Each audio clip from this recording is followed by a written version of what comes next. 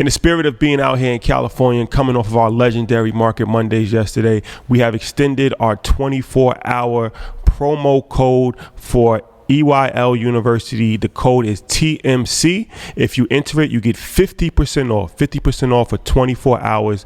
Full access to our university, everything that includes 70 past courses, weekly webinars, access to our real estate group, access to the movie club and the book club, and much, much more. So enter code TMZ for the next 24 hours and you will get 50% off EYLUniversity.com. All right, guys, welcome back. Whew. Hall of Fame edition. Earn Your Leisure, EYL. What? This is something that this is big for us. This is a big day for us.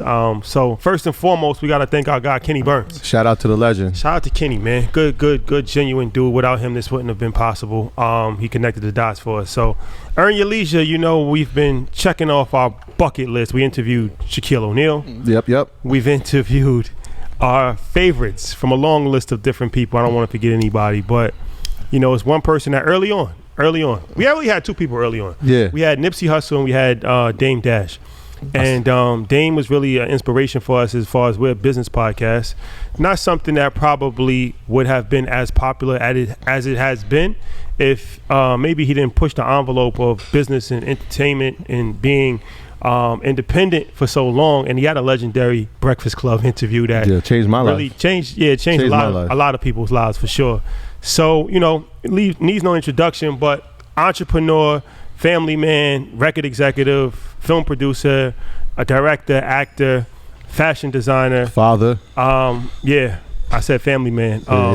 We're in his studios right now, so you can't tell though. This is gonna be a good one. So first and foremost, Dame, I appreciate it, man. Thank you. Welcome to On Your Leisure. Thank you for the intro.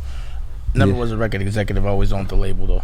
Okay. So Dane, let's get into it, man. We want to talk about a lot of different things here, but the first thing I want to talk about, we in your studios and it's in the middle of a global pandemic, but the thing that you actually told us is something that is true for us and a lot of other people that we've interviewed on our show is that you know, it's actually been a situation where you're actually lucrative during this time for creatives, content creatives.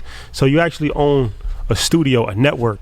So I want to talk about that because I haven't really heard you speak about it too much, and I feel like a lot of interviews they ask kind of the same questions. Mm-hmm. So, you know, owning a studio, owning a network, we're gonna get into the nitty gritty of it, but what's the idea behind that? Like, what made you want to go into that world? Well, it was, you know, you can relate to this. It was on my bucket list to have a network, but residual income became really important to me because as I was getting older, I was like, I don't feel like being so social. I don't feel like being around people so much, especially people I don't like. Mm-hmm. And I wanted to be able to earn money while I was by the pool and do it when I felt like it. So, you know, in my experiences with making movies and what percentages I owned of certain movies, I was like, damn, if I make my own movies, own them 100%. And when the internet came, because it's a direct-to-consumer relationship, I could sell it directly to them. You know, you could remember even back at the Breakfast Club, I was like, cut out the middleman. Yeah. There's an internet. So I just think I grasped the reality of what was happening because I was looking for it. I was looking for independence, and the internet gave me that. And having the wherewithal to make content, you know, observing content is cool. I went through that phase, but to get residual income, you have to be able to do something that people want to see over and over again, which is scripted. Something with a beginning, middle, and end, produced a certain way. And, you know, in this moment, it's a crowded block. I think a lot of what people are doing right now is good, but, you know, it would have been better if you had realized it 10 years ago it was there. So now instead of being wait, you're 2 for 5s. You know, you're a tray. And you have to hustle on a crowded block. You know, I was preparing, not to say for this moment, but for the moment that I could just completely do what I want, when I want, how I want, by the pool. So when the pandemic happened, it was perfect. People were home, they needed things to watch. I had a lot of content to edit. I own all the cameras. I have a studio. I don't have but 5 people in my studio anyway. You see, when you came in here, you had to get heavily tested. Right. Not only a test, I'm able to also put the gun on you too, the heat gun. You know what I'm saying?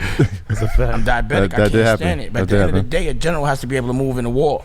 A soldier waits to be told what to do. A general prepares for a war before it happens. I'm a general. So I was preparing for a different war. The war and the revolution has always been financial empowerment. it's always been able to tell them to get the fuck out my face. I'll do it on my own and be confident. And that's always the way I've approached things. I've always known that if they could do it, I could do it. Period. I'm looking at my competition and they don't seem swaggier than me. They don't seem cooler than me. They don't seem tougher than me. You know, they're not built for this. They seem to be told what to do. They seem to be acting like it's theirs and it's not. You know? And for me, it's like I have pets. I have pet dogs, my puppies. And they depend on me for food. They give me comfort. But I'll be like, I wonder how they would have been able to survive on their own if they had to actually kill something every day to eat. They'd be a different kind of animal. So when I look at me and I look at others, I'm just like, yo, I'm a different kind of animal. You're a puppy. You there for somebody's entertainment. You get fed, and you gotta be nice. I'm a wild animal. I'm a kill to eat before somebody gives me anything. I like the way that feels. Yeah, you started at the beginning of the pandemic. You said that you had to create content challenge, but within that, you went into the definition of why content is so important, because when you have a lot of it, you create a catalog, and as you create a catalog, now you can license it. Can you get into that a little bit? Yeah, it's just like anything. Residual income. People will pay to borrow it or rent it from you so that they can put commercials or have people pay for it. So let's say a BET wants to license one of my movies. I'll be like, all right, I need $400,000 for 3 years, but you're gonna give it back as soon as that 3 years is done, and you could only have the rights for television, not digital or anything else. And that exists for every form, from Facebook to digital, probably Instagram in a minute. You know what I mean? Mm-hmm. So yeah, that's what licensing is. So your model, I know you have the subscription. So you do a little bit of both. You do the subscription service and you do the licensing, or is it like some I do all of that. That's just the ancillary thing, is the licensing. But at the end of the day, right now it's a streaming service, but there's also a 24-hour network that it goes over the air in Charlotte. And now I'll be able to go and have the 24-hour network playing from the actual app. So you'll be able to go watch television and have the television experience, or you could pay and subscribe and you'll be able to get it on demand.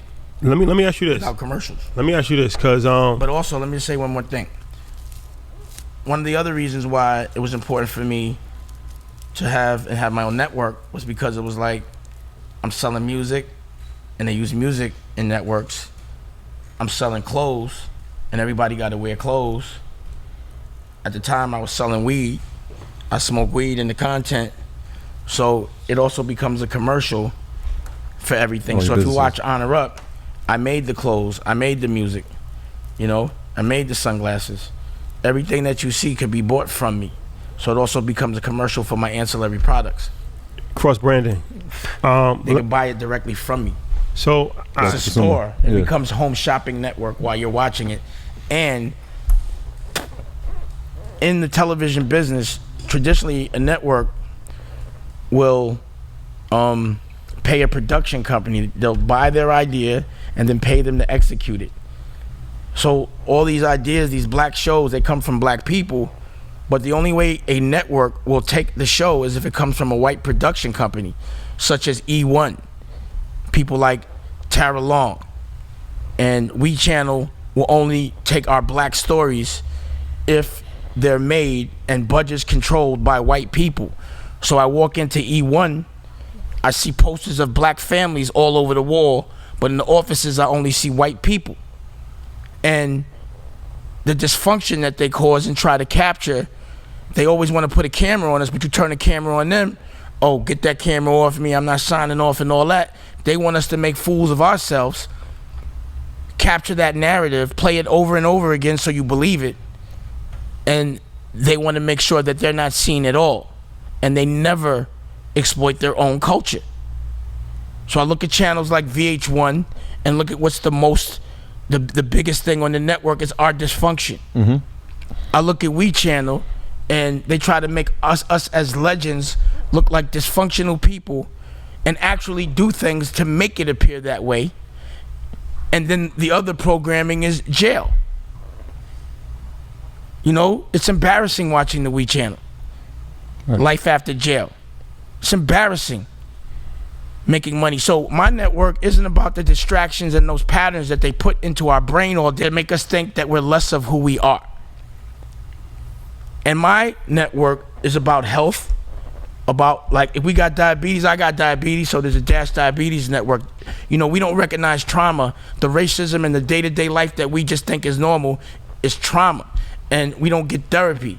And when we do get therapy, it's based on research done on white people, because black people don't get therapy to get research done on them. So we don't know how to recognize our own trauma, and we don't know how to help ourselves.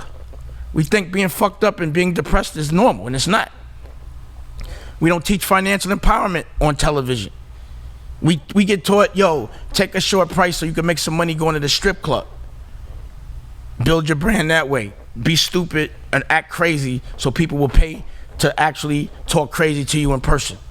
So what's that process like, right? 'Cause you said that the network is in Charlotte right now. It's also over the air. Over the air. Has it been tough with actual, I guess, big networks trying to broadcast it or syndicate it, or what has that process been like for you? I mean, right now I'm just opening up shop, so it's been cool. It's been easy as fuck. It's been having information and understanding it and applying it. The shit they don't teach us. It's been expensive figuring it out, but it's been worth it and it's been fun.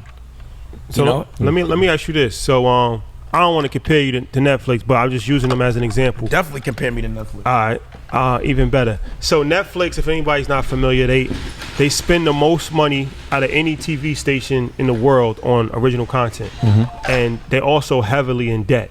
Like, let me explain that to you. Okay. Well, I was going to ask you a question.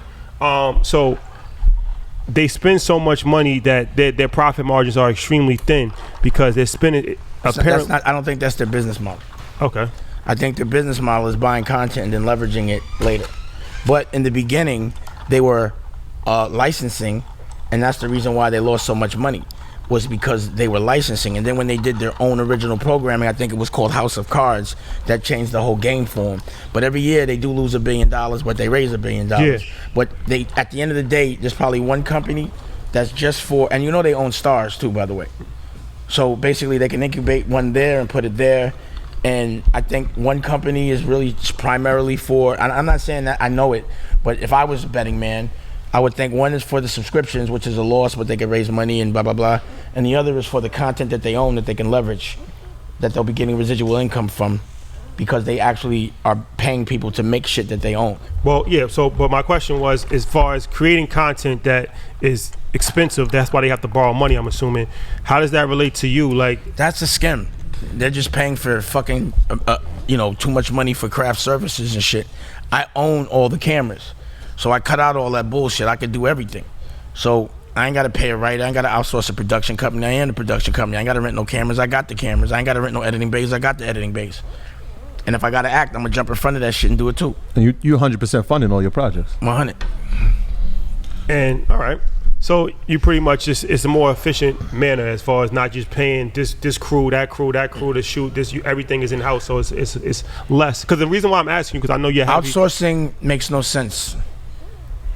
Because then people make up jobs to get paid for. It cuts out a lot of bullshit when you know how to do it yourself. See, I'm not only administrative, I'm creative. So people be thinking that shit is normal, that I could direct, act, write, play instruments, just do everything. When I say I direct something, like some people are just known for directing and that's it. That's all they do. When I say I direct something, they be like, oh yeah, that's Dame, he directs. Oh shit, he's acting, and he's not an actor, but it's Dame. Like, you don't recognize me as an actor. You don't look at me as a director. You don't look at me as a producer. You don't look at me as a fashion icon and a fashion, but I do all these things, and I've started all these businesses from scratch.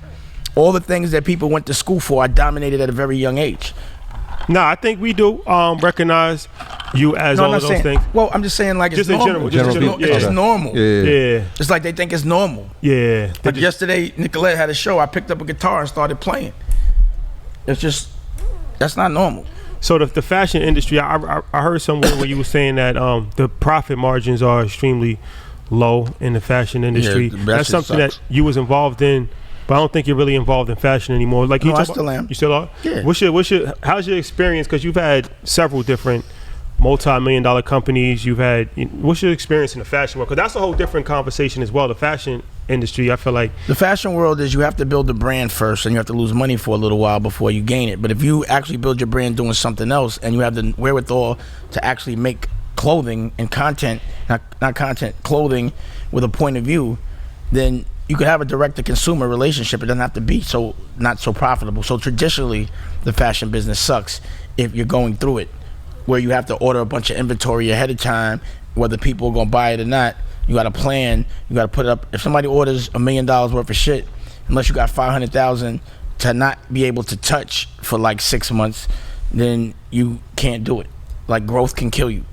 But in this day and age, if you go to a factory, make your clothes, and sell it directly to your consumer, market it by yourself because it's your point of view. You have Instagram. There's so many ways to do things now. So the traditional way of doing things, it makes it where a normal person would need an institution and have to sell his whole soul away to get it done.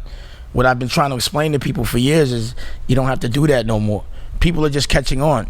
But I've been saying it for years. You helped and mentored and pretty much started a lot of brands. Race Roy, obviously, you've obviously mentored Ye. Are there people right now that you're looking at? Are you still involved in that process of mentoring and giving people the guidance in the fashion industry? In fashion? Yeah. Yeah, that's what Poppington is. That's my fashion. So we make clothes, we make socks, we make everything. But right now it's about really building the brand. And at some point I'll license it out. Just license yours out the individually? ancillary. I'm just saying anyone else. In general? Yeah. Am I looking to teach people? Yeah. I mean, they can learn from watching me, but teaching people takes time from my dreams sometimes. So I teach people through the interviews. Yeah, I'm happy. You go to Poppington University on Dame Dash Studios, and there's usually a clinic on something. I want to ask you a question because we're in the age of. Wait, can I do this? Hey, Nicolette, in the background, can you show the streaming service? Just fuck around with it a little bit. I'm sorry. Go ahead. And also Nicolette. She has an album coming out, a movie coming out, a TV show. Anyone that works for me or works with me has to have a dream. Yeah. Because you can't fight for my dream if you can't fight for your own. Just won't happen. That's crazy. I literally wrote down that quote. I'm like, that's dope. And I hear you talk about your dreams a lot. But in my mind, I'm like, I've never really heard you say what your ultimate dream is. I know you're involved in so much, but what's the ultimate dream for Dame Dash? I don't know what the ultimate is, because every time I have a dream, I make it happen, then I have another dream. So my ultimate dream is to be like LVMH and Disney at one time, but also to have, and it's happening. So I see my brother Kanye, and he's making deals that make me very proud. Yeah. And I get to go visit him, and the way he can treat me, the way he fronts on me, that nigga be stunning. So like when he's doing these deals, like the Gap deal he just did, is he hitting you up like, yo, damn, I'm about to do this, or he's like, you get stunned on That's after? the one thing we don't do is talk about what we talk about. Okay, got you. But I can say this, I'm always giving him that I'm proud of you call. Always. I want to talk about something in fashion, but since we on Kanye, global icon, and correct me if I'm wrong, but I believe you was like the first person to really believe in his vision to rap. He was a producer, but you saw something in him. He earned the right to believe in his vision to rap because he helped so many of my artists. Mm-hmm. I didn't really care if he could rap or not. Do what you want to do, bro. You just gave us too many hit records. Yeah, the first time I actually heard him was that the So compilation did you see, like, obviously nobody can predict the future, but did you see something special, like, all right, this dude is different. He's not just a regular producer, like, he's different?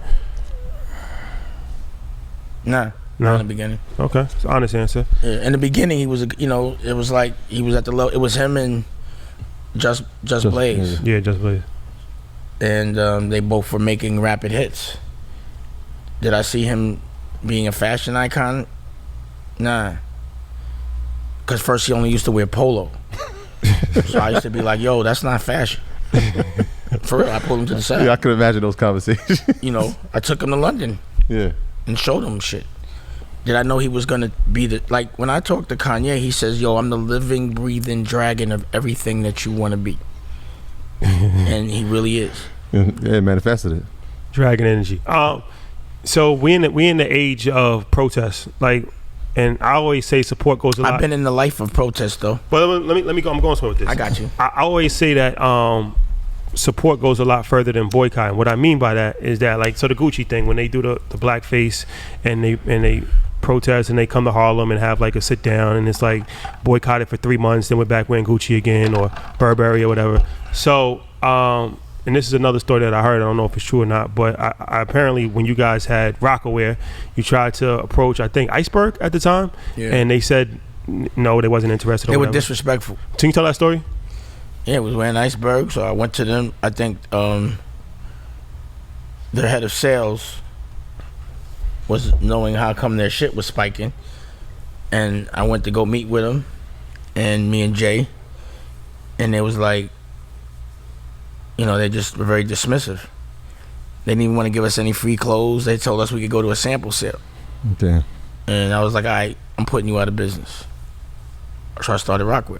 Literally. So, but the reason why I like that story is because, like, instead of, like, you started Rockaway and then it just blew up and became a massive success, but you focused your energy on your own thing as opposed to trying to be included in somebody else's situation. So it's because I'm a general. I'm not a soldier. Well, that's what people have to understand.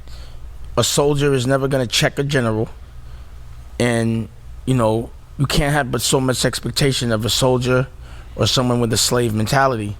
They resent your independence, and I had to learn that. So do you feel that more emphasis should be put on supporting and growing, especially for black people, their own businesses as opposed to trying to be included in diversity programs in other people's businesses?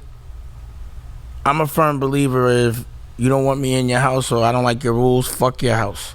Either I'm buying your house and kicking you out, or I'm gonna build a bigger one and be more comfortable and you can't come over. And that's the way I approach things and always have. So another area, and I wasn't aware of it and it wasn't common to us, but you were involved in art before any of us thought it was cool. And you know, you had your art galleries in Tribeca, correct? Yeah. Y'all see the so, hey Nicolette, can you take them to we went to Jamaica, episode 1?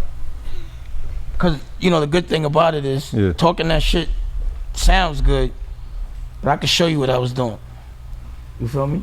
Yeah, I heard you don't even have to visualize it, but we can still talk while she do it. People are trying to figure out how you're making money off art gallery. So I heard, and you can correct me if I'm wrong, but your thing was like you would find the talent, buy all their artwork, and then travel around the world so people could see it, and that would raise the value of it. Is that true? Yeah, you listening? Yeah. Not yet, but the beginning, from the beginning. It's not. Oh, it is. Okay. Nice and stolen in a minute. Turn it up. This is Jamaica. Yeah, but this will give you the story. The very beginning is to give you this, show you that time when I was doing art. To give you the history. This is one of my TV shows. No, play it. Actually, wait. I don't understand. I don't get it. Oh, is that the very beginning? Yeah, it is. Okay. Listen, I used to be a drug dealer. When your drugs are good, you ain't got to be nice. You be like, yo, get online. I'm not taking no singles.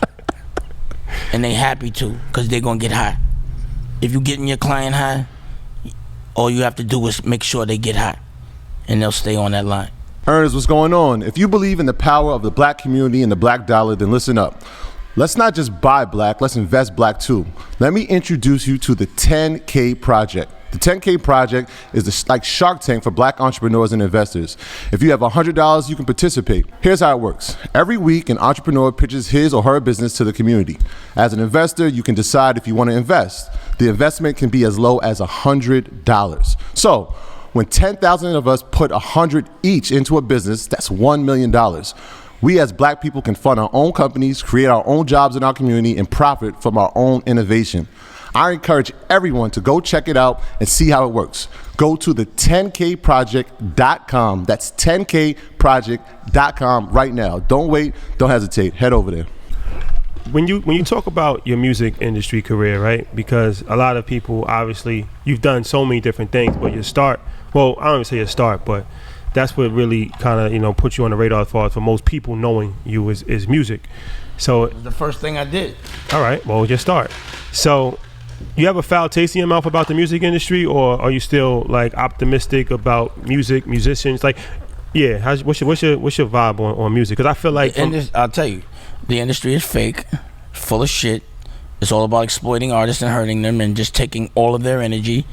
Music is alive, but the music industry is a farce.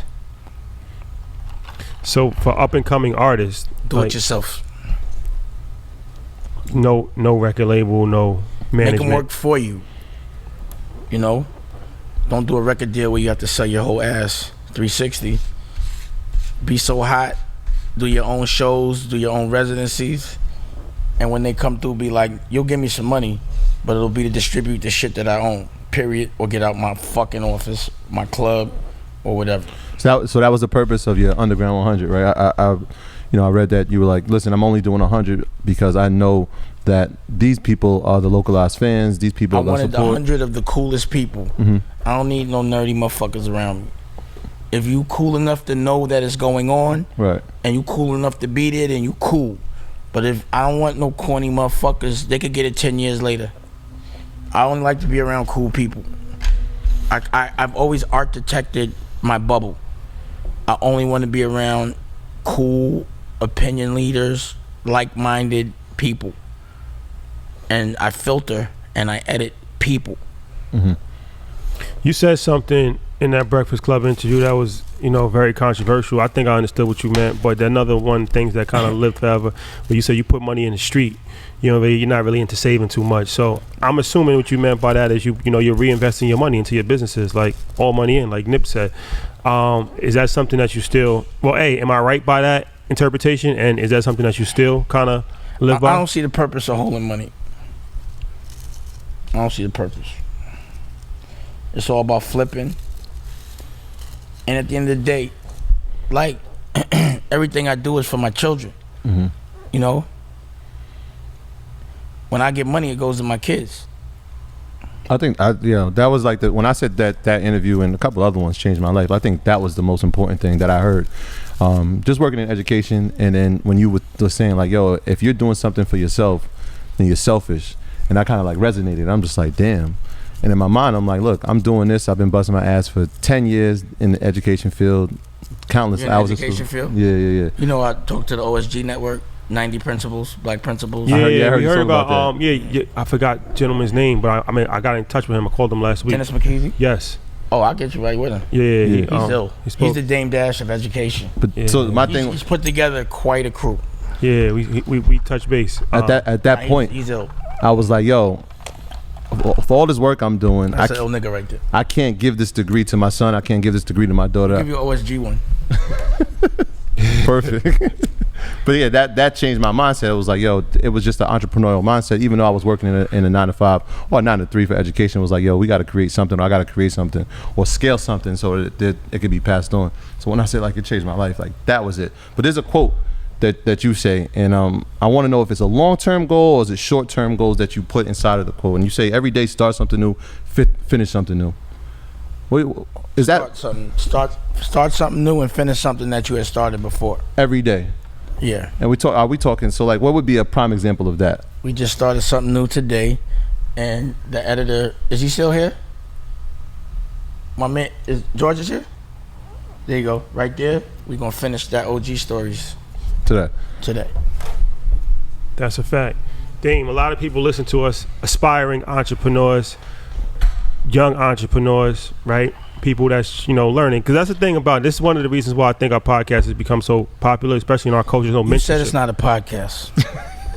The show, our show is so popular. The brand is bigger than the podcast. But you said it's not a podcast. Okay, this is one of the reasons why people like the show so much, right? Is that it's mentorship. You have to talk your shit into existence. If you calling it a podcast, then that's all it is. All right.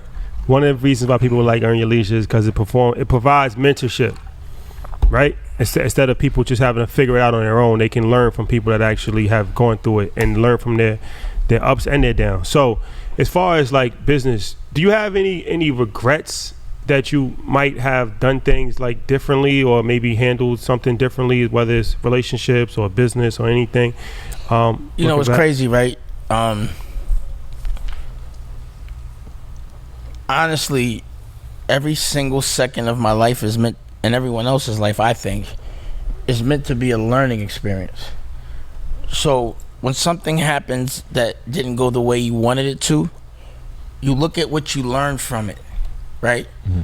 And there's been businesses that I got completely robbed for short paper, but what I learned from it protected me from getting robbed for big paper.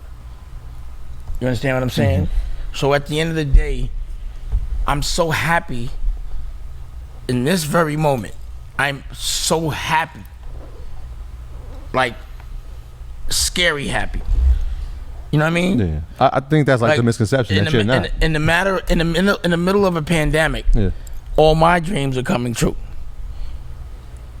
which is crazy to me. So I would have to say, if there was anything that would stop me from being this happy now, or that would change, it's like, is there anything I could have done that could have made me as happy as I am now? I'm happy now because every decision that most people thought would be tough, every business I walked away from, every person I walked away from, every person that I punished that everyone told me not to, from a Leor Cohen to a Harvey Weinstein, I'm glad I did it. I'm glad I was in a position to do it. I'm glad I'm that guy that these guys are known to be bullies and I bullied them. I'm the bully of bullies. I'm happy about that. So I love the fact that these challenges and these tests have presented themselves to me, and I could get in the shower, I'm like, damn, I really am a fucking superhero. I never ever waver when it comes to honor, never have. I've walked away from people that no one would walk away from. I barked on people that no one would bark on until everyone is barking on it. I did it alone. Assalamu alaikum shalom. I think I could take them alone. That's one of my records. Dame, so you said before the purpose of a business is to start a business and to sell a business. Is that still how you feel? Is this the goal of what we're doing now with the studios? Is it the multiple breakdown and sell it eventually? Yeah. Either sell it or I'm making so much money I ain't gotta sell it. But yeah. Usually if I sell a business it's so I can start a new one. But again, it's like, I'm so happy right now. I like this life that I'm living. I'm really happy. Yeah, I mean, just watching you from afar, it seems like you've got a good balance. And I'm having a fucking ball, bro. You know what it is to be a rock star your whole life? I'm hitting 50. I'm like, yo, this shit ain't even slowing down. You know, that's why I be in the gym. I gotta stay in shape for this life. I'm having mad fun. Why would I stop having fun? I'm having mad fun, and I'm productive while I'm making money off having fun, and I'm learning so much more. And I'm around the people I want to be around. I'm like, damn, I wish I could have fucking figured this shit out earlier. But the timing when, I mean, like, if you listen, Nicolette, yeah. Can you put Revolution on? This record we made last year. For some reason, I decided to be a rock star last year. I've been watching. Just cause. I've been watching. Just cause. You know, what else? I'm a rock star. I be saying it. Just woke up on some just vibe. 10 songs a day? Oh yeah, when Tash comes, we make like at least 10 songs and ideas that we could sharpen up. Some real live guitars and all that. Oh, I'll play you some new shit that's. Nah, I've been watching, man. Yo, also, damn, I wonder if Kanye would get mad. But I want to play. I'm not gonna play it live, but after I'm gonna play some shit. I can't give it to you, but that nigga new shit is retarded. Don't worry, nobody's listening. Bro, this be our secret. You said the fight has always been economic freedom. I'm paraphrasing you, but economic empowerment. What does group economics mean to you then? What does that mean? Everybody cops together, so everything's cheaper. And when one person gets fucked up, the other person that's doing well, or a couple people can help out without them being hurt themselves. So how can we implement that? You've been saying that for a long time, as far as black people have been saying that for a long time. How can we give some real life examples of how? I'll give you one right now in a moment. When y'all walked in with your Lumixes and your cameras, I said, you guys are black and you're doing some cool shit in my brain. Let me give you the opportunity to have a television show for free and have me be your first guest so you can stop calling it a podcast. So I put my movie cameras out with my movie lenses and I put your logo in the background, and I started shooting, and I said, look, I'll just give you the footage. Did I not? Yeah, absolutely. Did I charge you for it? No, Nah. you didn't. That's what it is. That's an example of it, and hopefully you realize it as it's happening. No, that's a fact. Definitely. You did do that. We're appreciative of that. And sat there and schooled you the game. That's a Like, big, yo, you get money here, but you get money here, there too. And we spoke about certain things, and I gave you advice on how to approach it, correct? That's a fact. that's a fact. That's how we supposed to do. And that's free. Some people would have charged you a lot of money for that. For every single thing that I gave you for free today, including the interview. The cameras, most people would have charged. The studio, most people would have charged. I even said, let me get your logo so I could put it on the screen so everybody could see it, and gave your man a drink just for doing it. 2 drinks. And I made sure you were safe. Fact. That's a fact. That's how you do it. Yeah, lock the doors and make sure everybody here is healthy. Yep. Both wars. Yep. Yeah, definitely. No, it's very responsible. Did COVID test. Very, very responsible. Everybody's clear. Leadership. Yeah, but the thing Leadership. is, and here's another thing. Literally, how long did it take you to get an interview? I didn't even speak to Kenny. He just sent me a text. Because he's a black man and I appreciate his opinion. And I know he would never bring me no bubblegum shit and he should only want to help. Then I felt he was trying to help. Did I give you any hassle? No, he didn't. Nah, man. Was it relatively easy? Yep. Did I put you with an assistant? You did not. All right. That's how you do it. So how do we get more people on that type of wave? Yeah, because I feel Leading like by example and showing it's profitable. Soldiers only going to do what's profitable and what everybody else is doing. But generals do that shit anyway. It's just not many of them. honorable. I mean, that's the only word I could think of, right? Because there's been plenty of times we've reached out to people, and it hasn't been this season. And it, like I said, Not a only lot. this It speaks a season, lot. I even shot it for you. Yeah, you did. Yeah, big. That's a fact. I did it for you. I ain't got no money to make out of this shit. But if you make something from this, Dave Dash Studios. Dave Dash Studios. Dave Dash Studios. We're gonna be streaming. So well, what I would do from now on is, because you're here for a while, I say, yo, bring your show here and put it on the network if you want. yeah. Unless you want to keep shooting in your house with them little cameras, with the belt, whatever that shit, with step and repeat behind you, like, yo, look, it look better. That's the. See, not only am I gonna tell you what you should do, I'm gonna help you do it. So like the economic and the political climate, like this is unprecedented times. Black Lives Matter. Everybody It's a great sees what's time going right on. now.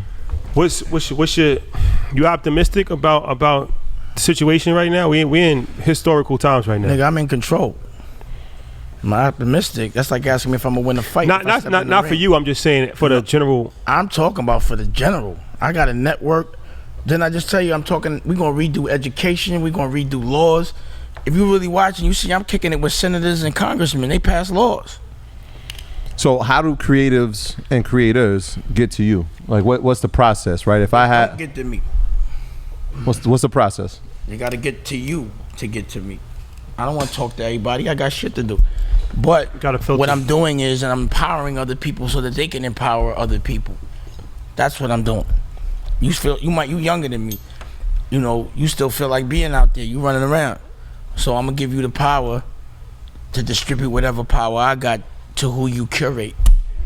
Cause y'all doing such good shit.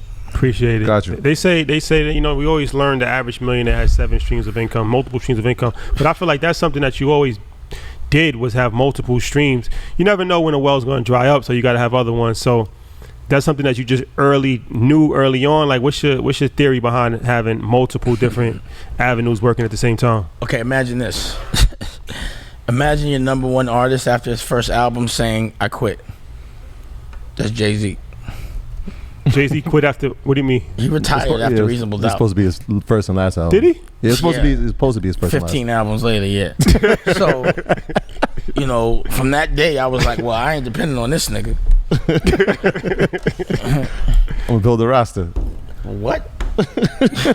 Well, how long did he retire though? Like a month? He had I don't know. Volume man. 1. He didn't retire. Nah, He Big never Pass. retired. He just passed it in Volume 1. Nigga, how many fucking retirements did this nigga do? A lot. All right, so you know, I lost count of how many times he retired. So And I don't that even care. pushed you to just diversify. Yeah, it was like 19. Damn, y'all was that young? It wasn't only that. It was just that I was a guy that just thought I could do everything better. So it was like, I'm fresher than Ralph Lauren. I know it. I met this nigga. I'm fresher than him. I know I am. I know I'm cooler than Harvey Weinstein. You know what I'm saying? Yeah. I done shook this nigga down. You know what I'm saying? Like, he's not the only one. It's my little man. You know? I see what Charlie, you know, all these dudes, Charlie Watts and Leo Cohen's. I'm like, this nigga, you know what I'm saying? Y'all scared of him? It's my little man. So The big homie has spoken. That's the reason. so for me, I'll be like, yo, any industry, like now I'm in TV, I'm like, Lauren from fucking We TV, fucking Tara Long. So, How could they be fucking telling the cool nigga what to do? was your show? The Grown Up Hip? I was an executive producer. executive on it. producing it? Yeah, but it's all, you know, it was Because your son was involved with the show. my son and then my daughter, you know, my family. I did it only to get my son on, and it really fucked his life up to me, you know, and they did it intentionally. So fuck them. Oh, okay. So I got a lawsuit. There's money on your head, and I'm gonna embarrass you. Remember that. I'm gonna call your name out, and all your kids' friends are gonna know I'm coming at you for the right reasons. I mean, I see. That's the thing that makes me the unicorn. You name another cat besides me that before the revolution or even after that actually calls out white people's name. Name one. I'll wait. Nah, David. Nah, you've been fighting for the. I mean, that's what. Nah. I said name somebody else that does that. in entertainment or just in general? I mean, whatever, man.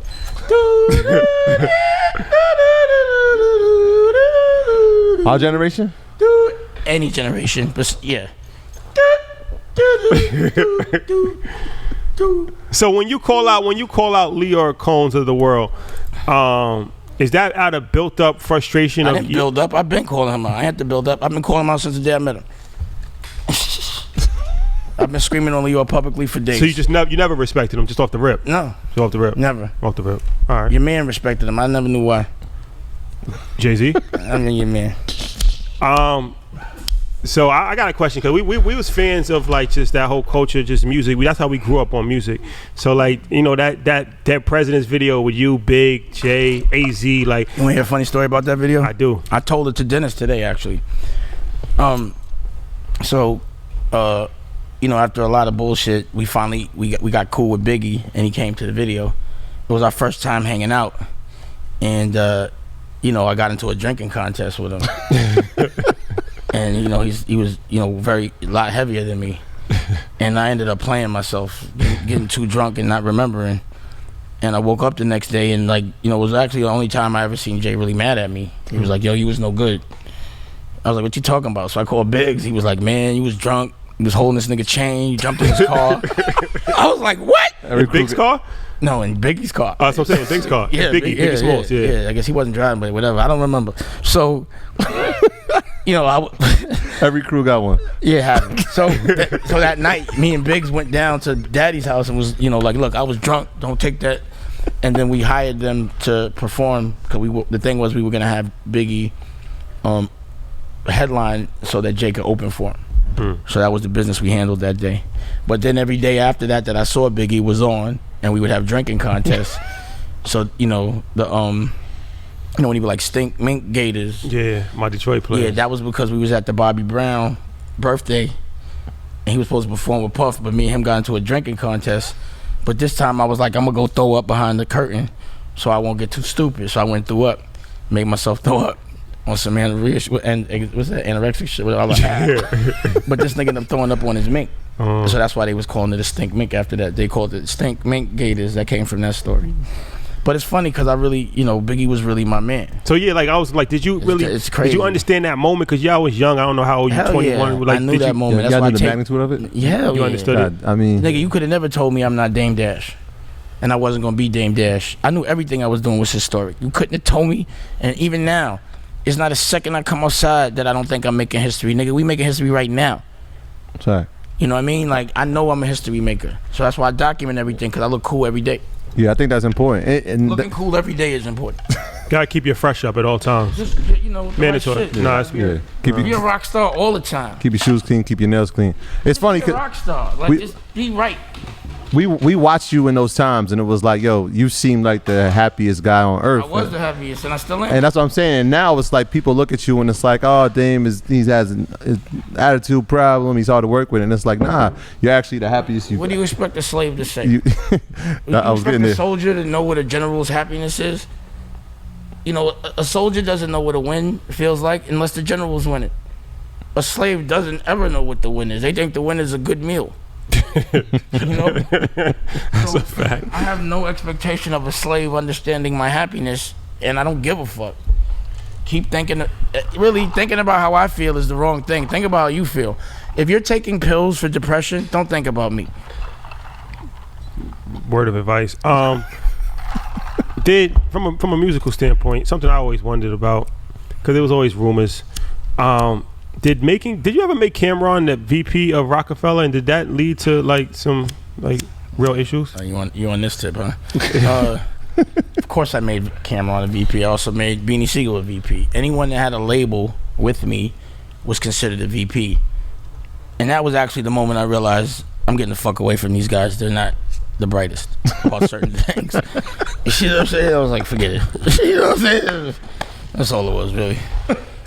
You should have heard the conversation we had. like Jay was on the yacht. That was the first vacation he went on. He like made this call, and it was like, "Are you fucking kidding me?" And then Beanie was mad, and I'm like, "But you're a VP too." And I was like, "What the fuck are you talking about?" Forget it. I don't even care. I was just trying to help everybody. Everyone that gets a label, you become a VP. I'm just trying to empower y'all. Niggas was on the phone like, so I gotta go to them to get my fucking videos approved. I was like, did you ever have to go to anybody to get your videos right? Bye. It became a bye situation. I couldn't talk about it too much. I mean, but State Property came out of that, and then you got two. Out of what? Out of that time frame when State Property came. That's what I'm saying. And I made him a VP. And you got 2 films out of it. Yeah. Yeah. Directed one of them. Yeah. That's a fact. Education. I'm interested to know because you said you got a network. I heard about this from previous, like the gentleman that you just mentioned. He told me like you speak to principals. 90. So yeah, can you talk about that? OSG talk about network. That. I want to know more about Listen, instead of complaining about curriculum and the way education is approaching us as a culture, Dennis McKeezy has curated like these like principles that really give a fuck and do things out of love. And you know, Lays from MOP, you know, he's like the Dame Dash of MOP, just called me and was like, yo, I want you to jump on this Zoom with me. I wasn't even paying him no mind. I'm like, whatever, that's my man, so I'm gonna do it. I trust him. Mm-hmm. I jumped on the Zoom and I'm really like looking at shit. I'm like, 90 black principals. I didn't even know there was black principals. And they mad cool, smart. They want to do shit. Yeah. So instead of complaining about education, the fact that they make us prepare to be slaves, you go in any school, it smells, it's lit, and the walls look like a jail. Yep. You sit in a room while the sun is out and sit behind a desk for 8 hours and leave your parents, which is similar to what a job is, and you only see your parents when you and your parents are tired. Yeah. I mean, and that just seems like programming to me. And these principals were trying to relate to these kids and giving me factual shit about how to help them. And they're all geniuses and brilliant and creative and fly, and they're the ultimate think tank for me, and they all deserve to be famous, and they all deserve to have all their dreams come true because they've made so many others' dreams come true. So are you working with like curriculum, try to like curriculum, everything? Yes, making education for us. Yeah, I mean, by us, for us, by us, not by me. Yeah, by intuition, real principles that have been sitting with children all over the world. And this shit ain't even just like 90 in the country; it's all over the world. So I think the struggle, and I've worked with principals obviously pretty closely. The struggle is like they can have their ideas, but a lot of times those ideas stay in that school. They're not even and it's that. tough to scale. They're not. It's still a job. They have to protect their job. And so like that time, that's the other part of it. It's like, look, we can have these ideas for how we want to teach our kids. We can create the curriculum, but they still have to meet state mandates, and that's where the roadblock comes in. It's like, I'm not a soldier. I don't depend on government to teach me either, because they're only going to teach me what behooves them, and that's all I've seen them do.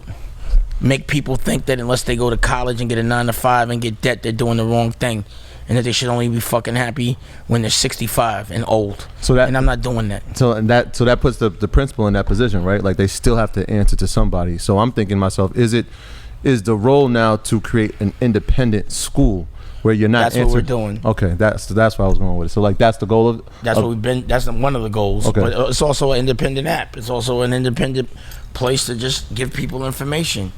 It's also a place to give people a place to communicate and talk about problems, so we could give action. Right. Bringing attention and awareness to problems without a solution is nothing but frustrating. It depresses people. Don't tell me the problems if you ain't got a solution. Unless you want to go fight, I don't want to talk about it. Yeah, I agree, and I feel like education. I think too many times people feel education only happens in school. But it's like education can happen on the internet. Ridiculous. Yeah, that's ridiculous. Only thing that happens in school is debt. Yeah, basically. Yeah. Indoctrination also happens. Nah, it really trains you to become, like you said, a worker, really. But look how insane white people are about what it looks like to have a fake education, to the extent that they were buying and motherfuckers is doing jail time because of perception of having an education that doesn't even matter.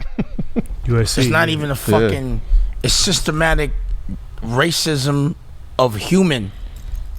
It's not, like, to me, racism is just to separate broke people, for broke people to fight each other so that they don't fight the rich people.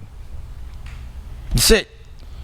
What's a white racist? He's usually fucking cracked, living with dip spit in a fucking hut. Like, I lived in North Carolina. I'd be online and niggas would have their Confederate shit flag and go back to the car. I'd be laughing. I'm getting in the Porsche. Of course you mad.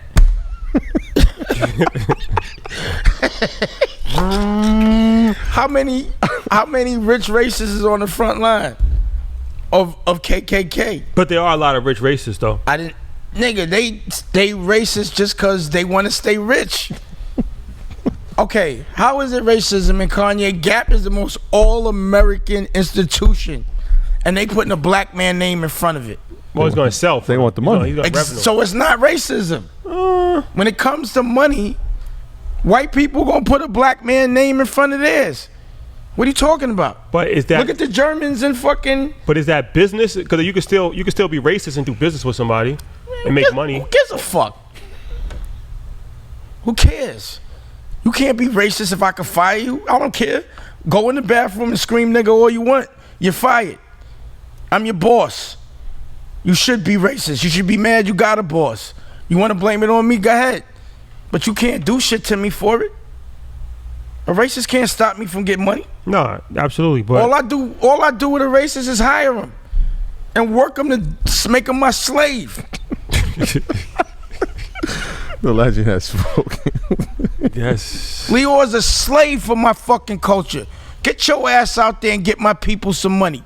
Leor, you a slave. Tara, you are a slave now. We gotta make the narrative right. They get money off us. How come we not the masters if they making money off us? Cause they tell us they our boss. Nigga, I'm your boss. You making money off me. You my slave. I'ma hire you. You know what I did on Growing Up Hip Hop? To what's her name? Nicolette, who was our line producer for OG Stories. What the fuck's her name? The showrunner. I told her, yo, stop telling me what to do. I'm gonna be your boss. And then I did the OG Stories and hired her to fucking be the fucking showrunner for my show. I'm your boss now. Don't pretend you a boss. I'ma pay you. It ain't racism. It's suckerism. Don't try to make me think cause you think I'm black that you better than me. Just cause you say so. Show me that. Nigga, raw at me, you gotta show me your gun. Period. And if I show you mine, I'm using it. So how do these like people like the Leors of the world, Todd Moskowitz, like I bench Leor. you Now he got to run behind YouTube's people. He's out the music business. did they just rise to power just by? There ain't no power. I mean, He don't have power. What power? when he was the head of Def Jam. That wasn't no power. He was my little man. He used to work for me at Rockefeller. I was, yo, go get my budgets cleared and shut up. That nigga never no power. He ain't own shit at Rockefeller. What power? So you giving him power? I ain't giving power. I'm saying. Why you said he had power? I said, well, what I By was, title. what I was saying. Title? They Whose probably- title? To who? No, I'm just saying by I ain't title. give that nigga no title. His title is my little man. Look, what I was That going, was his title. what I was going with this is that people in that position, right? As far as They fronting. They not in that position. well, what I'm saying is that They supervisors. They not bosses. It ain't theirs. so it has to be a certain level of perception that is giving them certain authority. No, it's a certain level of you believing perception that's giving him a certain. Well, we didn't know. level. We I told you he was a little. He's my little man. you said that, but there's a bunch of other rappers that have praised him. I over told those rappers that's your little man's. Ask Nori. I said Leo's a sucker. Ask Nori. He'll tell you. I told every artist Leo's a sucker. Oh, Leo, there you have it. Bench. This nigga ain't got no power. So you How you gonna blackball? How you gonna blackball me from selling nickels and I sell weight? Should be funny to me. Narrative. It's all about narrative. Don't believe the hype. how you feel about partner? Obviously, I know you're not into working for somebody. That's obvious. Partnering is fine. Partnerships are fine. Yeah. Okay. Fair exchange. Collaboration. You're not opposed to collaboration. I do it all the time. I think it's a key. Something that we don't do enough of. Collaboration. I do. We just collaborated right now. I'm just saying not us. I'm just saying in general. In general. Well, yeah, in general, but now you're in the presence of a general. So that's the reason why that's not even in my fucking vernacular. I don't have people around me that don't do that. And all I do is say, look, I'm going to televise my revolution because I don't want to smell you. I'll be in here doing it, but you're still going to see me. I'm in your pocket, in your phone. Fair.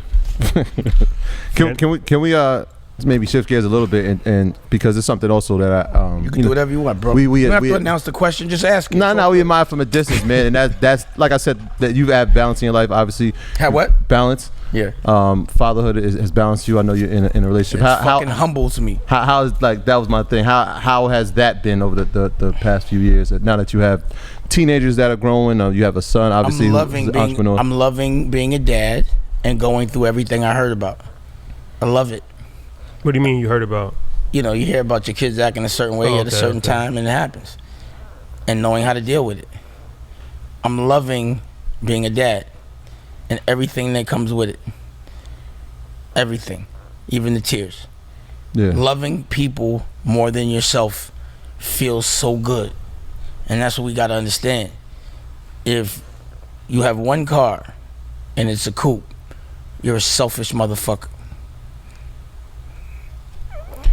If you have an apartment and you have children and you have a one bedroom and you're happy, you're not getting it. You got to get your life together.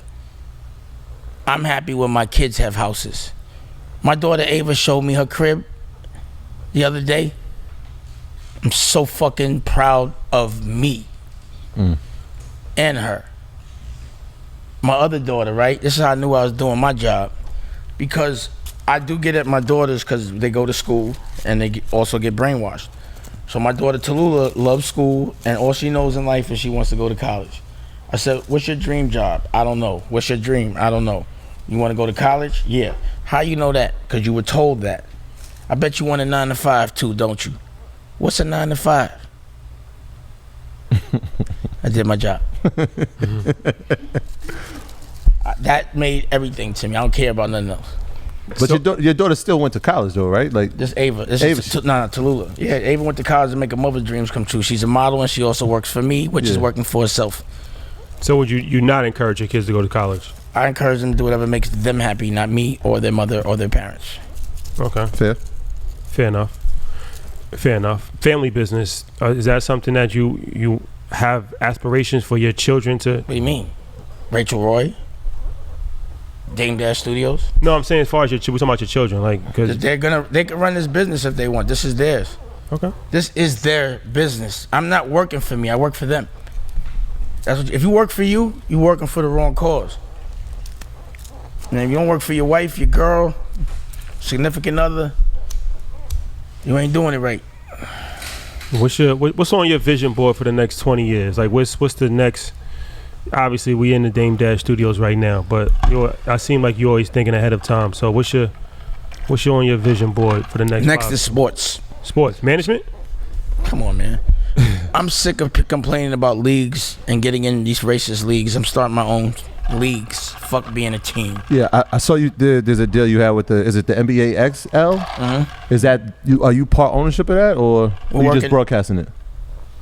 We're working all. The business of it is not all solidified. Okay. But it's going to be on the network. Yeah. Okay, and those games are starting relatively shortly. I'll put you an interview with him so he could tell you.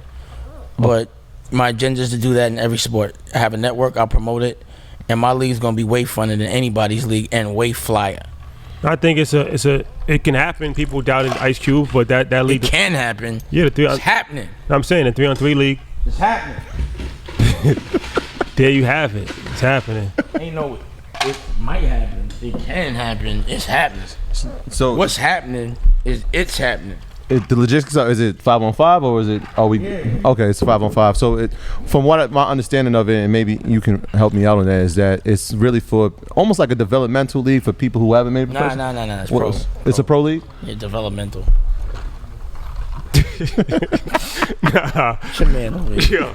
Nah, we're not doing semi-pro. We doing pro ball. Development. Nah, in the sense of like the G League is a developmental league. Who told you that? And who said? No, I didn't know. That's what I'm saying. I'm gonna be a G League. I'm gonna own a G League.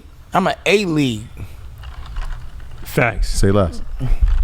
No, we can never. You think I aspire? My dream is to have a G League. So we got basketball, and then what we going? Everything. All sports after that. Everything. Yeah. But also, I want to make a sport profitable out of like something like educational, like debating. Thank you. My problem with education is they also enable us. So, like for a certain class, you think the only way to get out of it is entertainment or athletics. And you'll devote your whole life to playing basketball, and that's like lotto. And you get hurt majority of the time before you get there, and they don't have a plan. And the reason why people devote their whole life to it and go to basketball in school is because they think they can make money. Yeah. So let's make something educational profitable and make a team out of that. Don't you think they're smart enough to know that educationally, that if we make them think they could be, they like facilitate, they're enablers. School is enabling. We lived off that line. Like that was when y'all put that line out, and that was the first lesson I ever taught. When it was like hip hop literacy. It was like all we got is blacks. All blacks got in sports and entertainment. Like that preferenced us to go into development of how many other people are famous and not even famous, but have created wealth from outside of the sports and entertainment industry. Yeah. So that's kind of how we were. Well, you got a much better chance of being an entrepreneur than being a top rapper. That's for sure. You guys are funny, man. Do you I'm not laughing. I'm not lying. He's funny. You guys, you. You're the big homie. You guys should do a fucking scripted TV show. I have a script for you. Nah, we did. I have a script for y'all. I get it. Yo, I got a script. Nicolette, can you ask Valor if he's finished with that script? For let's do it. I have a script. No, y'all doing. Y'all have to like do Entourage on steroids. You guys, no, this ain't like Entourage. It's a scripted movie, and I think you guys should be in movies. We want to. Don't do that. Don't do that. Don't do that. Don't take it too far. You'll feel mightily. I said you're funny. I didn't say you're like me. Nah, stop. See, now you're going too far. And you got on white pants. See? I don't wear white pants. I don't wear white pants. The Snapchat. I'm not snapping. I don't wear white pants. That's all. Show me a picture with me wearing some white pants. Dame, collaboration. We are going to partner with Dame Dash Studios scripted TV show. Sounds good. Let's do it. It's funny how you said partner. Real funny. He funny. Nah, we got. We'll discuss Oh, that. she live too. Shout out to what's that? IG? She's been live. Oh, it's on IG right now. Yeah. Oh, shout out to IG. What's Shout going out on? to- You on my IG? Yeah. Yeah, we told you. You know what it is. Let's go. Dane, Oh, even better. appreciate you. The That's good it? brother. Any more questions, Troy? Nah, I just wanted to, pay homage, man. Like I honestly, we have grown up watching you, and these guys know, man. Like Rockefeller was, I felt like I was part of that shit, man. The way that It was part of it. yeah, you know what I'm saying. Like we watched and studied y'all moves. Even the way And we did some bullshit at the end though. yeah, That happens. but that's fine though, because you did that so we don't have to. Yeah. You know what I'm saying. And that's yeah, one. you're right. You that's learn one- from it. That's one of the things It that might you have preach been the about. sacrificial lamb, so everyone could learn from it. Yeah. Yeah, we definitely took I that. wear that because we didn't lose. I didn't lose too much money. Yeah, but now we want to give you your flowers because, like I said, I mean, you definitely was a major inspiration for us on the business side. You're gonna give me some flour? Where is that? Mike, where the flowers at? Mike, where's No the flowers. I thought y'all missed dispensary. I don't buy no dispensary weed. I'll give you a number to call. I'll give it to you. 1-800? I'll give it back. I'll give it to you in a minute. Damn, I just ordered some shit. But yeah, I'm smoking new weed right now. It's that new weed. It's that new OG. any last words for up and coming entrepreneurs, people that need guidance? There's never last words for an entrepreneur. If you bit with the entrepreneur bug, you're always gonna want more. But self-care is important. Make sure you get some sleep. And make sure you celebrate yourself. And make sure you're enjoying yourself. I'm a firm believer in I would never do anything and get paid for it unless I would do it for free. So you didn't pay me for this, but I could get paid for this. You know what I'm saying? Mm-hmm. There you have it, ladies and gentlemen. Troy, housekeeping items? Yeah, shout out to everybody on patreon.com. That's our Proud to Pay program. We appreciate y'all support. Y'all know tier 4 and Go 5. get call of action if you want to support. Oh, yeah. Everyone in this room right now, please order Dame Dash Studios from your phone. And everyone that hears this, if you're actually believing what I'm saying about the support thing, just fucking support. Plain and simple. Just fucking order it. Dame Dash Studios. Ain't no link. You can go get it on .com. You could get it. You have an iPhone? I hope so. Nice. So I don't date chicks for that if they don't got an iPhone. Okay, but the answer is yes. All right. So you can go get it on iTunes or whatever iStore, and you good. Oh, man. iTunes is going now, right? Whatever it is. Absolutely, yeah. Yeah. Oh, so Anywhere that you could get Netflix, you could get my shit. go get that. And like we said, tier 4 and 5, y'all know y'all got access to EYL University, the number one online business Because school in the this world. show is also going to be on my shit. The- There you have it. There you go. There you go. OG. And shout out to everybody that's been supporting the merch on EYL, earnyourleisure.com. We got a bunch of merch for you. Assets over liabilities. That's That's our That's slogan. our slogan that we running with. It's a lot of copycats that took our thing and put it on Amazon. Every flavor. But we got trademarks What's on the it. logo? The logo's on the back. It's on the back. We got a couple different logos, but that's the logo that we going with. That's funny. It's very similar to the OSG network. Is it? You gotta get with the OSG. You gotta get with Dennis. All right. Yeah, nah, we going to link. They flying out here. Yeah, he told me. We going to link when Well, he you comes really out fuck with Dennis. here. That's a ill nigga. Yeah. He's a big supporter of Earn Your Leisure. Shout out to him. Shout out to Really? Dennis. Yeah. Yeah. Damn. That nigga's on the pulse. Yeah. Tells you something. Yeah. Yeah. So shout out to I'm everybody on to the support. pulse. That's a fact. That's a fact. That's a big fact. But like this, either way, you was gonna end up here. Yo, we Kenny, because Kenny Burns. I had hired him to be the president of rock music for. Yeah. he told us the stories about Told us the that. stories. He did. Yeah, Yep. yeah. We was with him for a while. Yeah. And then He What did he tell you? What did he tell you? he said he loved his time up there, man. He had war stories. More of his war stories were prior to coming to Rockefeller. But a lot of stories with Diddy. Him and Diddy. Yeah. A lot of, I was talking about my stories. your stories, it didn't really involve. Did he tell you Your about, stories. Did he tell you about the time that I went into Pop's office? I just told them about that. He told you about it? When you did the interview with him, I was watching. Oh, I'm yeah. trying to tell you, like, I really follow you, bro. oh, but the security thing? when Not the security thing. I just they called D-Rock on you. They call D-Rock. Yeah, yo, bro, didn't I just tell you? In the car, I'm like, yo, yeah, nah. Yeah, I say, he was like, nah, we ain't call security. He's like, nah, you call D-Rock. That's as good as security, bro. I just wanted to talk to him. I was like, D-Rock? So you, like my brother. You ran up in Puff's office? You just want to have a conversation? Just have a conversation? Yeah. Friendly conversation? Friendly. I'm not sure. That would be interesting to see. I'm sure y'all I got had it a on bunch tape. of those. I have it on tape. That's what you told him too. Yeah. When you did Puff got it on tape too. Were you able to have the conversation? Yeah, we had it was. I'll show it to you. Anything got thrown? No. Yeah, a computer got thrown. Oh, computer got thrown. He threw his computer. He threw his computer. Okay. Well, he was watching me say like, "Yo, Puff, call me," because I was saying some. I ain't gonna do that. We made a pact not to talk about those things. There you have it. Publicly. No, Kenny, he told us a story about when Cameron screamed at him. Which one? Cameron screamed at everybody. Cameron used to be on Percocets a lot because of his stomach. Mm-hmm. So it used to, his temper mood change. Yeah. Okay, that explains it. Dame. Say my name, make you dash like Dame. There you have it. Biggie Smalls said that. That's a fact. That's a fact. The man. legendary. That's a stat. I want you to know that I fully embrace the stat of Biggie Smalls saying my name in a rhyme. I'm enjoying it. I know what it means. Like a fan. Like as if I never knew him. I know what it means. That's how much I'm enjoying life right now. I know the history. I'm enjoying the history. I'm marinating it like wine. Being right is crazy when everyone told you were wrong.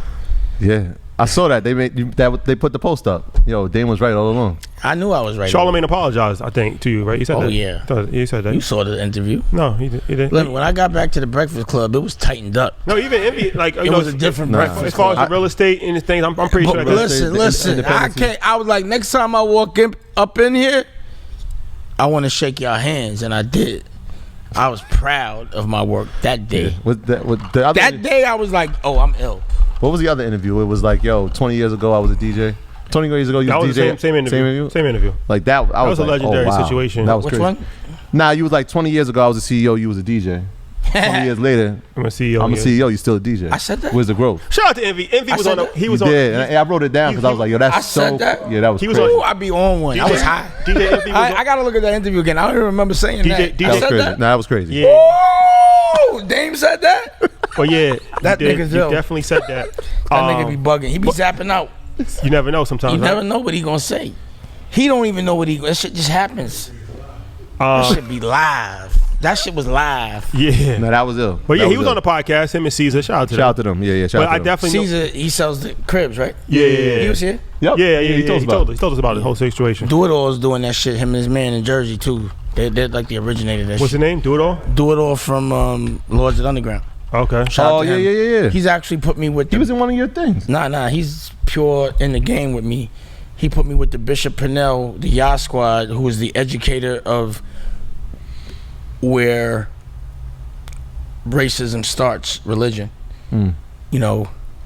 He's been made it clear to me to understand that the proper translation of the real name of Jesus is Yahshua.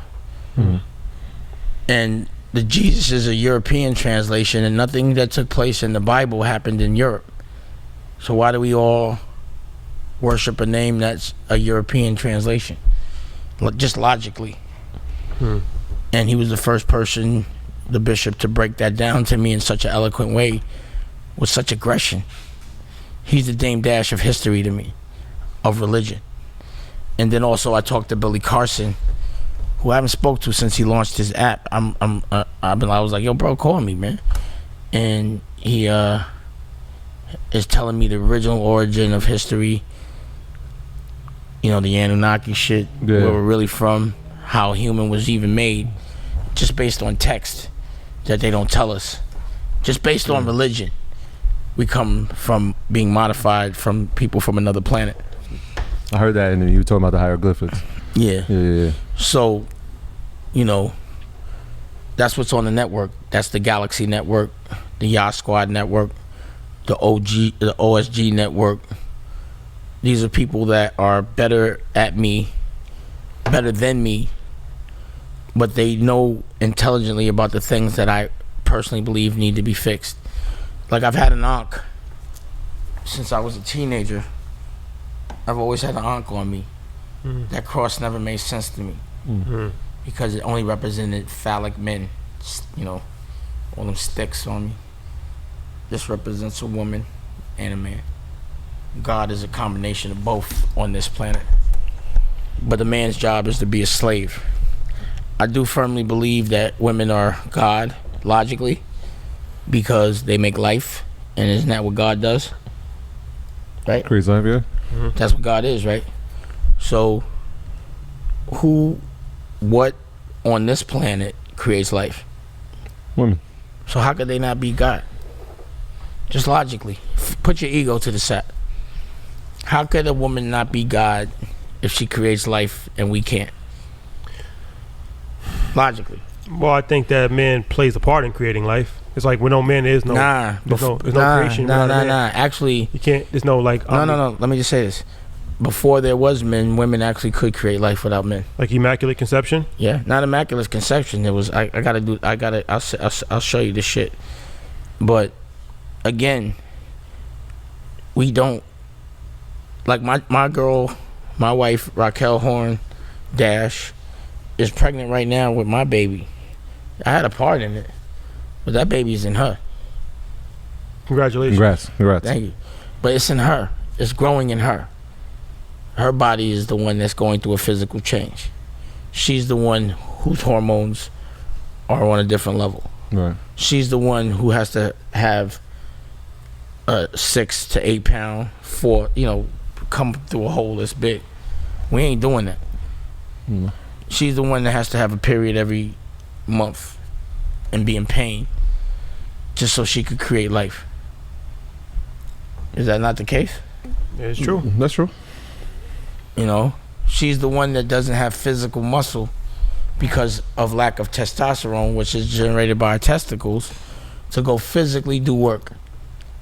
So if we're here to make muscle to go do physical work, I just believe our role in this world is to be a slave for a woman. And that's the only way you could be a king, is if you're a slave for a queen. That's just how I feel. When did you get to that point? Because I know you were doing the invest in women thing, and that I thought that was extremely powerful. But at what point did you get to that declaration or that thought process when it came to women? It was an evolution of thought, but it started with Aaliyah. Okay. You know, she really was, it was like royalty to me. Her presence was royal. Yeah. And then the feeling that I got from Raquel was similar to the feeling that I felt from Aaliyah, and it's just the royalness about it. It's just I just feel the need to serve. You know what I mean? Yeah. I don't know why. That's powerful. Extremely powerful. Absolutely. Dame, once again, we appreciate you, good brother. I can't believe this. I'm like in awe of this, really. Had to happen. No, it had to it's happen. crazy. You Like speak things into existence. We had that conversation. Like I texted him, like, "Yo, remember when we said we gonna get Dame?" Well, let me ask you this No, it had question. to happen. Yeah. Because I know that there are people that I wanted to meet, and when I meet them, it's not what I thought it would be. So, what did you think this experience would be like from beginning to end? Just the experience in general. Honestly, I thought it would be just like this. Yeah, pretty. I really thought it was going to be just like this, and it did not disappoint. And I was pretty like, much is how I envisioned it. yeah, it's kind of crazy. I texted him today. I'm like, yo, February 29th, 2019, your page followed us, and I was like, yo, bro, Dame's following us. Like, we really What's your page? earn your leisure. What's the page? Earn your leisure on Instagram. That's y'all? Wow. You know, it was funny because I follow random shit if things are on it that's interesting. Yeah, I was like, I still got the. I texted him today, like, yo, bro, that was February, and I'm like, yo, damn, like, I think we on to something. That's crazy. Yeah. I didn't even know that was y'all. Yeah. Yep. That was a random thing. Yeah. I think you might have came up on my Popular page. You came up on my feed because of Billy Carson, I think. Okay. Yeah. That, I mean, it meant everything to us. Yeah, it was a big deal for us. Yeah, straight up. And he texted me like, yo, we got to get Dame and we got to get Master P, and I think both those things can happen in the spring. And we were like, let's do it. and then we had Nipsey on the list, and then 2 weeks after that. My interaction with Nipsey was so interesting. Nipsey, man, how astute? Yeah, how was that relationship? Because for us, the reason why we really wanted to, because we're a business podcast, and he just really, he was one of these guys that just was so astute business wise. Well, he had such a level of respect. Yeah. For real shit. And I had never met him, and he actually came to a book signing of mine in a club. And when I heard I was on my way out, I heard he was there. I came back. I didn't leave. I just went back to it, and we spoke. And every second was the knowledge, like he was picking my brain. And then, we exchanged numbers, and we spoke about some other personal things. I still got this text that we spoke about. But he was just a sponge. And I could see him applying things daily. And that really, the dude that I consider my therapist, but he's a friend that gives me therapy when we talk, or he has therapeutic conversations with me, Taj, who's like a real good friend of his. And it just it was like losing Biggie. Yeah. It was like losing Leah. Like knowing someone personally and their potential. Mm-hmm. And it was like realizing his potential. I was like looking at what he was gonna look like in 10 years already. Right. I was like, he's gonna be ill in 10 years. At 15, he's gonna be sick. He's still gonna be young. Yeah. So it's like, when you're doing things that are important, you gotta tighten up. Yeah. And the only light I could get out of that, it was to learn from it. And that experience made me tighten up. But it was sad, and it hurt, and it still does. Yeah. Because I always when I see potential, I always wonder what the fuck would Aaliyah be today? What would Biggie be today? Big L. Big L. Yeah. Okay. Tupac, Big Pun. Yeah, we lost these people. I mean, what would they be today? Look who I am today. Who would they be? Yeah, they didn't make it past we still 25. crispy though. Right. It's and not just like niggas old. senseless acts of violence. But senseless. it's just how many senseless of our leaders, our generals, get caught up in this stupid war. Nonsense. They're fighting the good war right to where you slip for the stupid war. So if you're good in one place, make sure you're good every place. When you're good in one place, tighten up every place. Yeah. Yeah. I got a question, and it just hit me. I forgot to ask it to you, but obviously you've been around a lot of people. Who influences you now? Is it just family, or are there other people out there that you watch and that's a source of influence? Is there anybody out there? Kanye influences me. Kanye, shout out to Yeezy. When your student becomes your teacher, you did your job. That should be the goal of every teacher for that to. It happens. Yeah, Kanye. Through all the bullshit, when I have conversations with him, I learn. Because to me, he's better than me at making his dreams come true. We don't have the same dreams. Mm-hmm. But he makes his dreams come true better than me in a manic state sometimes. It's genius. Definitely. It's art. Kanye is art. Pause for me.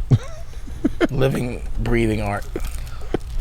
Everything he does is fucking interesting and different. Gotta watch. Yeah. Everything he does. You gotta watch. Yeah. And I'm really proud of him.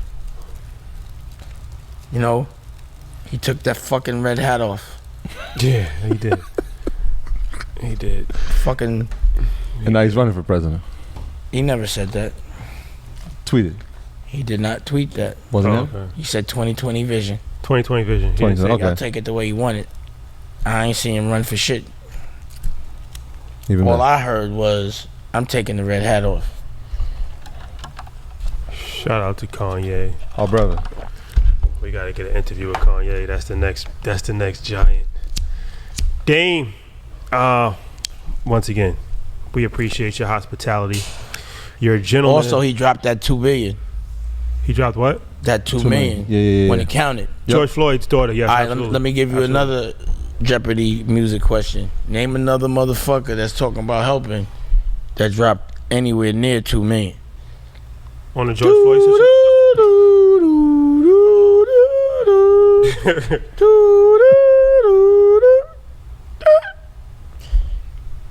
That's a heavy mic drop. Yeah.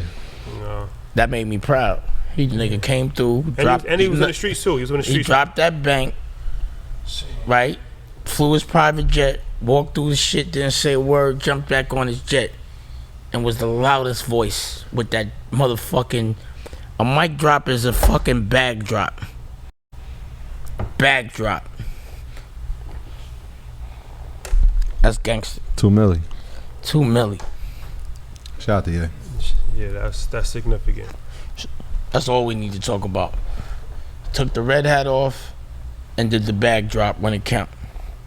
Kanye, one of the greatest. I'm proud to be a part of that One of the on greatest. any level. One of the greatest ever of all time. Right now, he the best that ever did it because of the Gap deal and the sneaker deal. The nigga he's Jordan with sneakers. Easy Yeah, jump, non-athlete. man. Non-athlete. We got to give that man his props. Yeah, non-athlete to do it. And also the Gap. Gap deal's gonna be crazy. And he's localizing production. Yeah, he's gonna. Wait, you know what that means?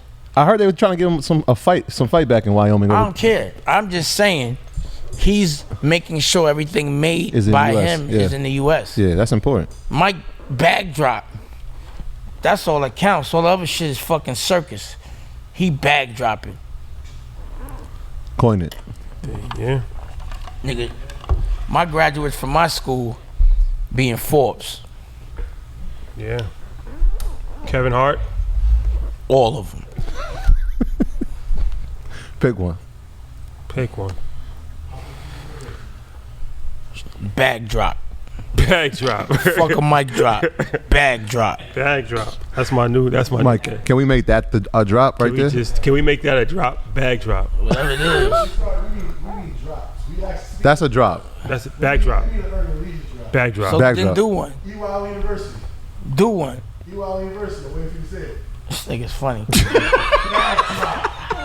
Bag drop. He's funny. Talking about college. Yeah, you know you're still in back of the fucking camera. Well, you're not sounding like a ghost. If it wasn't on lock, Only thing look like a ghost paws is your legs. my white pants. You had to wear them. You had to wear them. You had to wear them. Well, don't With the black belt. don't The black smoke nothing. You might get some ashes on that. son. White pants with black belt. White pants. You a black belt. Only vodka that's- today. You gotta give me credit. Now we see it. No, No, we definitely see it. We you see have a it. short And you shirt choked on. your Jordans too tight. I feel comfortable. I'm with Dave. I'm with a legend. I'm chilling. You should never feel that comfortable. To wear white That's the pants. exact reason you shouldn't have did No, it that's because what he was a Nah, legend. you know everybody wears white pants, but I just don't. No, everybody don't wear white. Like, is there Respectfully. Puerto Rican, is Puff throwing a party later? Damn. Oh damn. Damn. Respectfully. The annual July Is 15th there party. like a boat ride you about to go on? What the fuck is going on? I mean, you triggered the memory. Yeah, you know what's crazy? And I said this at an Essence Fest a few years ago. This is off topic, but it's true. Black people are the only culture I've ever seen go to an all-white party. We're like obsessed with the color white. I've never seen a Spanish all-white They party. be going crazy. Black people love white parties. No, I do love white, the color, but I'm just saying I don't know why. Why? They do all-white baby showers, all-white boat parties, all-white. Think about it. There's always an all-white party for black people somewhere. That's a narrative. That's the programming. No, it's Well, just it's interesting. that's the culture that we've been given Yo, to the time think is that good? dark is time is means really dark, and light means or rather like On a it's card, better a certain way, but whatever. But anyway, Dame, once again, thank you. Appreciate it. thanks for letting me be on your TV show. Television show, production, B-roll, earn your leisure. Do we gotta take a picture, Mike? We out.